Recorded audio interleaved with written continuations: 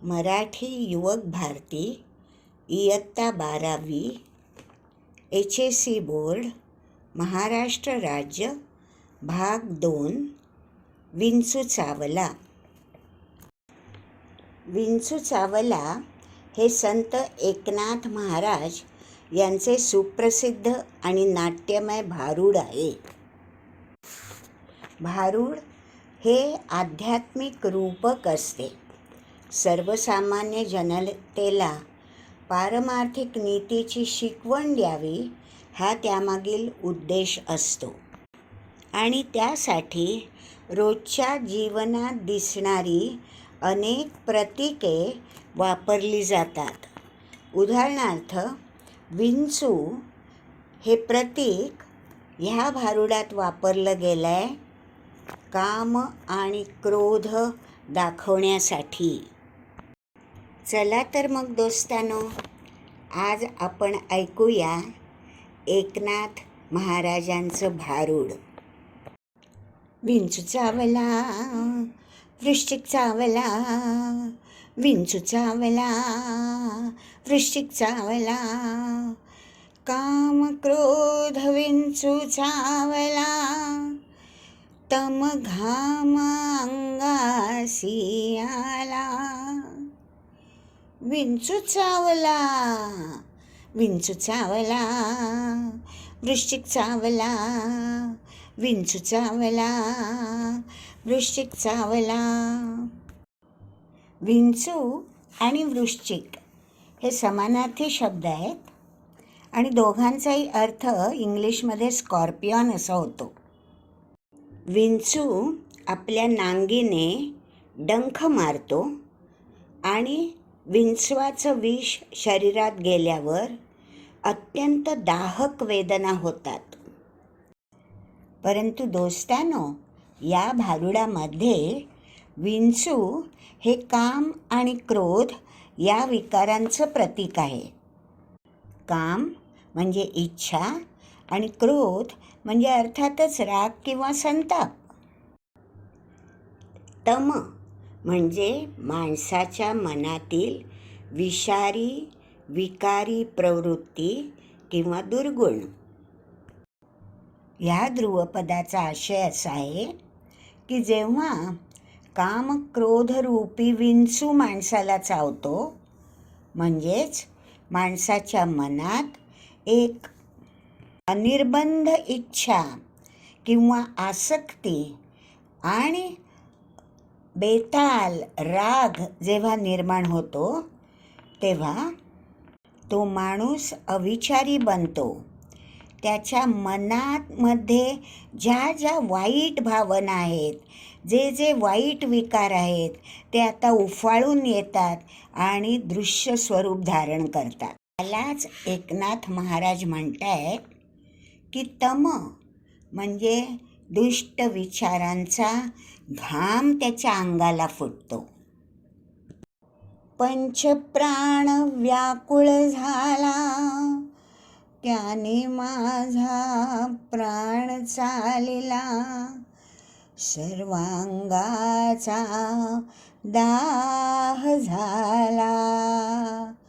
विंचू चावला, वृश्चिक चावला, विंचू चावला, वृश्चिक चावला. आता बघूया पहिल्या कडव्यातील कठीण शब्दांचे अर्थ. इथे पंचप्राण या शब्दाचा अर्थ असा आहे की माणसाचं माणूस म्हणून अस्तित्व. माणूस हा सर्व प्राण्यांमध्ये श्रेष्ठ प्राणी आहे आणि त्याच्यामध्ये काही श्रेष्ठ गुण असायला हवेत अशी अपेक्षा केली जाते.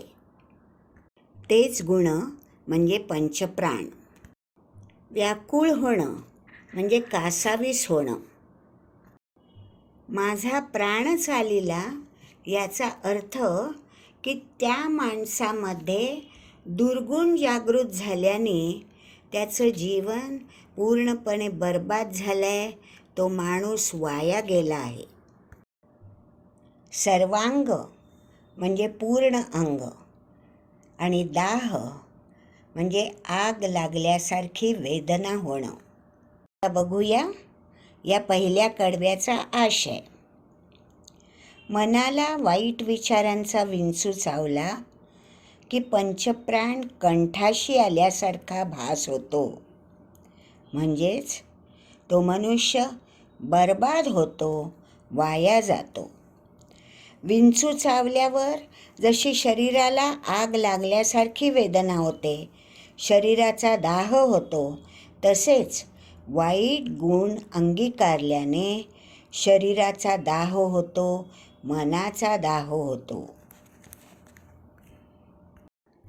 मनुष्य इंगळी अतिदारुण, मजनांगा मारिला तिनं. सर्वांगी वेदना जाण त्या इंगळीची. विंचू चावला, वृश्चिक चावला. आता दोस्तांनो बघूया या दुसऱ्या कडव्यातील कठीण शब्दांचे अर्थ. इंगळी म्हणजे मोठा विंचू. दारुण म्हणजे अतिभयंकर किंवा दयनीय. नांगा मारणे म्हणजे डंख मारणे. सर्वांगी म्हणजे पूर्ण अंगभर. वेदना म्हणजे दुःख. कठीण शब्दांचे अर्थ तर बघितले. आता आपण बघूया या दुसऱ्या कडव्याचा आशय.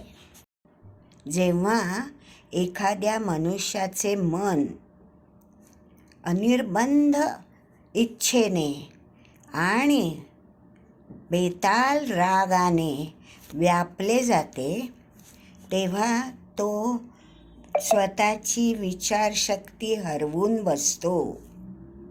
अशा अनिर्बंध कामक्रोधाची लागण माणसाच्या मनात होणं, ह्यालाच एकनाथ महाराज म्हणतात की इंगळीने नांगा मारिला.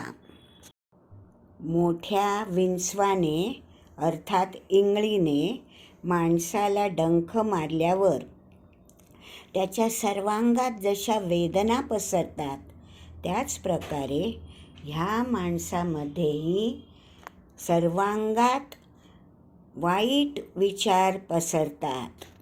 चांगले वाईट, योग्य अयोग्य, आपला परका हे भेदही त्याला आता ओळखू येत नाहीत.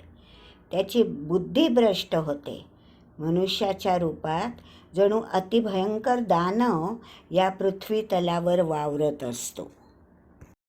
ह्या विंचवाला उतारा, तमोगुण मागे सारा, सत्वगुण लावा अंगारा, विंचू इंगळी उतरे झरझरा. विंचू चावला, वृश्चिक चावला, विंचू चावला, वृश्चिक चावला. आता दोस्तांनो बघूया या तिसऱ्या कडव्यातील कठीण शब्दांचे अर्थ. उतारा म्हणजे उपाय.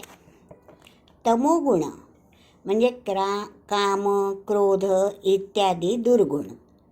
मागे सारणं, इथे याचा अर्थ आहे त्याग करणं. सत्वगुण म्हणजे मानवतेचा गुण, चांगल्याच्या बाजूने उभे राहण्याचा गुण, सत्याचा गुण. अंगारा म्हणजे देवाचा प्रसाद म्हणून आपण कपाळाला जो राखेचा टिळा लावतो किंवा काळ्या पावडरचा टिळा लावतो तो. या कडव्यात एकनाथ महाराज सांगतायत की या विंचवाच्या डंखाची वेदना कमी करण्याचा उपाय म्हणजे अंगातील तमोगुण म्हणजेच तामसी वृत्ती किंवा दुर्गुण टाकून द्या, त्याचा पूर्णपणे त्याग करा. हे दुर्गुण नाहीसे करण्याचा उपाय म्हणजे सात्विक गुणांचा अंगारा लावा. तुमच्यात मानवतावादी विचार अंगी बाणवा. या सद्गुणाच्या अंगाऱ्याने विंचूने जे विकार उत्पन्न केलेत ते पटकन दूर होतील. सत्व उतारा देऊन अवघा सारिला तमोगुण. किंचित राहिली फुणफुण शांत केली जनार्दने. विंचू चावला वृश्चिक चावला, विंचू चावला वृश्चिक चावला. आता बघूया या कडव्यातील कठीण शब्दांचे अर्थ. सत्व म्हणजे सात्विक गुण. उतारा म्हणजे उपाय किंवा सोल्युशन. अवघा म्हणजे संपूर्ण. तमोगुण म्हणजे दुर्गुण किंवा तामसी वृत्ती. सारिला म्हणजे नष्ट केला किंवा बरा केला. किंचित राहिली फुणफुण म्हणजे मुख्य आजार बरा झाल्यावर देखील काही दिवस त्या आजाराचे आफ्टर इफेक्ट्स जाणवत राहतात. जनार्दन म्हणजे इथे एकनाथ महाराजांनी आपले गुरु जनार्दन स्वामींचा उल्लेख केला आहे. आता दोस्तांनो आपण बघणार आहोत चौथ्या कडव्याचा आशय. या चौथ्या कडव्यात एकनाथ महाराज म्हणतात की सात्विक गुणांचा उतारा देऊन सगळी तामसवृत्ती दुर्गुण दूर केले खरे, परंतु थोडीशी ठसठस मागे राहिलीच आहे. म्हणजे विंचवाचं विष उतरलं तरी अहंकार संपत नाही आहे, मीपणा संपत नाही. मीच सर्वात श्रेष्ठ, मीच सगळ्यात सद्गुणी हा वृथा भाव मनुष्य प्रवृत्तीत निर्माण झालेला आहे आणि तो कायम राहतोय. मग त्याच्यावर आता काय उपाय शोधायचा? एकनाथ महाराज म्हणतात आहे, यावरही उपाय आहे. आणि तो उपाय म्हणजे गुरुच्या चरणी लीन होणे. मनाला शांत करण्याचे काम तो जनार्दन रूपी गुरुच करू शकतो. गुरुविण उद्धार नाही. जो गुरुला शरण जातो, गुरुच्या छत्रछायेत राहतो, तो सर्व विकारांपासून मुक्त होतो.